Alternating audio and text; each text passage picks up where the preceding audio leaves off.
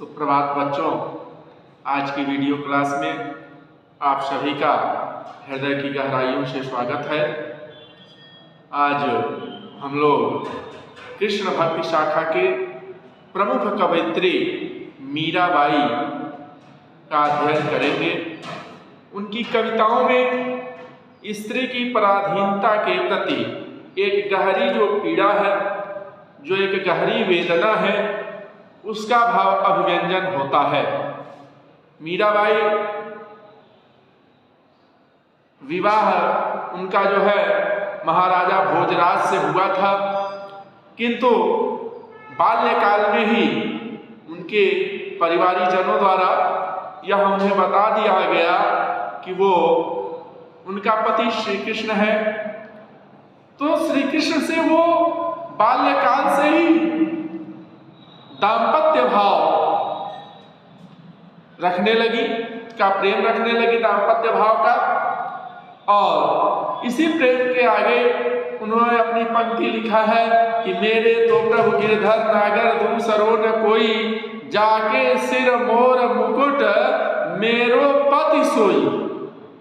मेरा पति कोई भोजराज नाम का व्यक्ति नहीं है, मेरा पति कोई भोजराज नाम का राजा नहीं है, जो प्रभु गिरिधर नागर पर्वत को धारण करने वाले हैं, सबके स्वामी हैं, वही मेरे पति हैं, दूसरो न कोई और नहीं है सिवाय मेरे प्रभु के।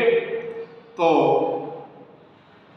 श्री मीरा का विवाह जब राज परिवार में हो जाता है तो मीरा के क्रियाकलापों से राज परिवार बहुत दुखी होता है, और होना भी चाहिए। किसी की पुत्री हो, किसी की बहू हो, उसके परिवार की प्रतिष्ठा होती है। और किसी के परिवार की नई नवेली बहू जाकर के संतों के साथ बैठना शुरू कर दे, संतों के साथ रहना शुरू कर दे। मीरा ने स्पष्ट लिखा, संतन ढिग बैठी बैठी लोक लाज खोई, अब तो बेली बढ़ गई आनंद फल होई। तो छाड़ी दई कुल की कान कहा करी है कोई, कान का अर्थ होता है मर्यादा। मीरा ने अपने कुल की, अपने वंश की मर्यादा को भुला करके एकदम एकनिष्ठ भाव से भगवान श्री कृष्ण की अनन्य भक्त बन गई, जिससे तंग आकर के राज परिवार ने इन्हें सजाए मौत के रूप में विष का प्याला भेजा। लेकिन वही कहा गया है कि जाको राखे साइया मार सके ना कोई, बाल न बाका कर सके जो जग बैरी हो। मीराबाई ने उस विष के प्याले को हंसते हंसते पी लिया। विष का प्याला राणा भेजा पीवत मीरा हंसी, मीरा के प्रभु गिरधर नागर सहज मिले अविनाशी। ये बात, ये पंक्तियां जो है, इस बात की पुख्ता सबूत हैं कि मीराबाई ने हंसते हंसते उस विष के प्याले का पान कर लिया, लेकिन फिर भी मीरा का कुछ नहीं हुआ, बाल बांका नहीं हुआ। अतः उसी मीरा की कृष्ण भक्ति के स्फुट पदों का संकलन आपके जो है पाठ्य पुस्तक में है, जिसका शीर्षक है मीरा के पद, जिसके शब्दार्थ हम लोग देख लें। म्हारो, म्हारो माने मेरा, साचो, साचो मीन्स वास्तविक, लुभाऊं मुग्ध हो जाती हूँ, रैण, रैण मीन्स रात, रैण दिना रात दिन, ज्यों त्यों जिस किसी भी प्रकार से क्यों न हो, दे, दे माने एक क्षण के लिए भी, रहाऊं रह सकती हूँ, अविनाशी, अविनाशी जिसका विनाश न हो। मैंने अभी पंक्ति में कहा कि मीरा के प्रभु गिरधर नागर सहज मिले अविनाशी, तो जिसका विनाश न हो उसे परमात्मा कहा गया है। जेताई जितने जो कुछ भी, दिशा, दिशा माने दिख पड़ता है। क्लियर? अब मीरा के पहले पद का अध्ययन हम लोग करेंगे आज। तो पहले ये जान लें कि इस पदों में क्या वर्णन किया गया है उसका सूक्ष्म विश्लेषण। तो मीरा का जो पूर्ण समर्पण है, आत्मनिवेदन का भाव इस पद में प्रकट होता है। भक्ति की पराकाष्ठा दिखाई पड़ती है और मीरा के हृदय पर एक ही मधुर भावना लहरें हिलोरे मारती हैं। श्री कृष्ण ही उनके उद्धारक हैं।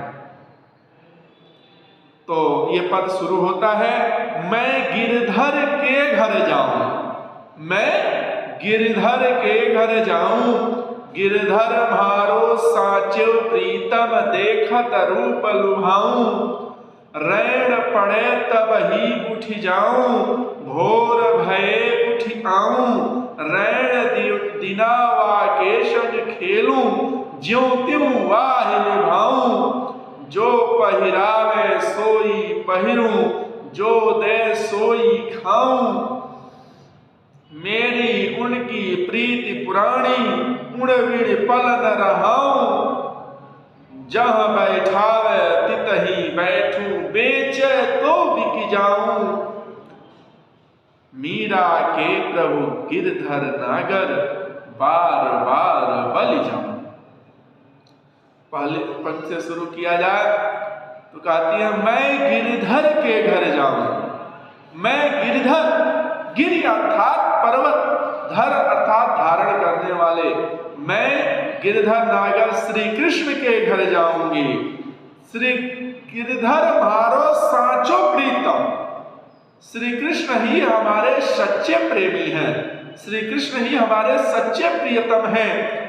देखत रूप लुभाऊं, उनके रूप को देख करके मैं लालायित हो जाऊं, मैं आकर्षित हो जाऊं उनके रूप रंग को देख करके, और रैन पड़े तब ही उठ जाऊं, अभोर भये उठी आऊं, रात पड़े तो ही उठी जाऊं उनके पास, और भोर हुआ तो उठ करके आ जाऊं, और रैन दीवावा के संग खेलूं, चाहे रात हो या दिन हो, मैं अपने आराध्य, अपने साचो प्रीतम, अपने सत्य प्रेमी, अपने वास्तविक प्रेमी के साथ क्या करूं? खेलूं, ज्यों त्यों वाह निभाऊं।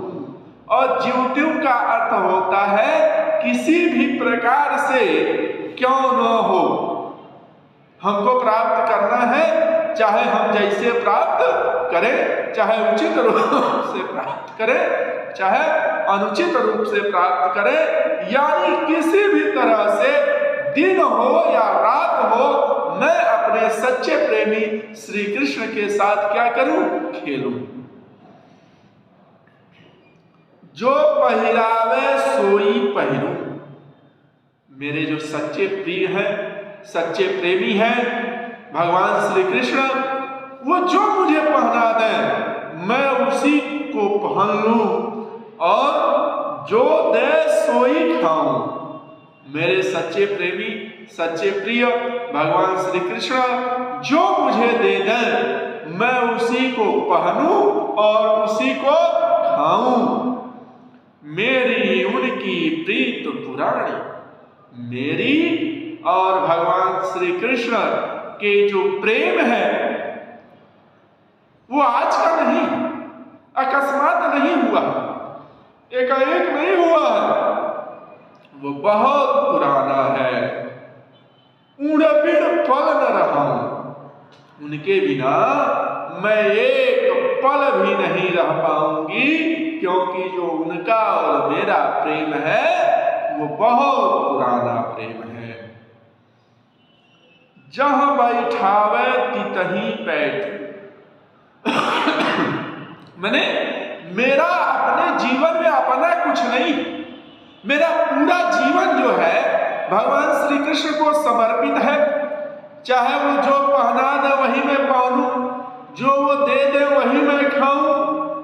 क्यों ऐसा है कि मेरा और उनका जो प्रेम है, मेरा और उनका जो प्यार है वो आज का नहीं है, वो बहुत पुराना है, क्योंकि उनके बिना मैं एक पल भी नहीं रह पाऊंगी। जब बैठा बैठी रहूंगी, बेचे तो बिक जाऊं। अगर श्री कृष्ण जो मेरे सच्चे इष्ट हैं, सच्चे प्रेमी हैं, जहां बैठा दे मैं वहीं बैठी रहूंगी, और यदि मुझे बेच डाले तो मैं बिक जाऊंगी।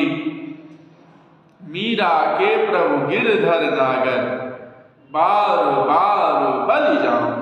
जो मीरा के प्रभु हैं, गोवर्धन पर्वत को धारण करने वाले, इस जगत के पालनहार परमपिता भगवान श्री कृष्ण है। अगर वो जो है जैसे मुझे रखना चाहे वैसे मुझे रखें, मुझे सब कुछ मंजूर है। जो दें वही पहनूं, जो दें वही खाऊं, क्योंकि उनका मेरा प्रेम बहुत पुराना है। जहां बैठा दें वहीं बैठी रहूं, और यदि मुझे बेच दें किसी के हाथ तो मैं बिकने के लिए भी तैयार हूं। और क्योंकि वो मेरे प्रभु हैं, मेरे स्वामी हैं, मेरे सच्चे प्रेमी हैं, और बार बार बलि जाऊं। मैं अपने आप को एक बार नहीं अनेकों बार श्री कृष्ण पर क्या हूं, न्यौछावर हूं। अपने आप को उनके पर उत्सर्ग कर चुकी हूं, इसलिए वो मुझे जैसे रखें, जो पहनावें, जो खिलावें, जहां बैठावें, सब मुझे स्वीकार्य है, सब मुझे सिरोधार्य है, सब मुझे मंजूर है। इस तरह से हम लोगों ने मीरा के पहले पद का अध्ययन किया। इसका दूसरा पद हम लोग कल अध्ययन करेंगे। आपका दिन मंगलमय हो। धन्यवाद।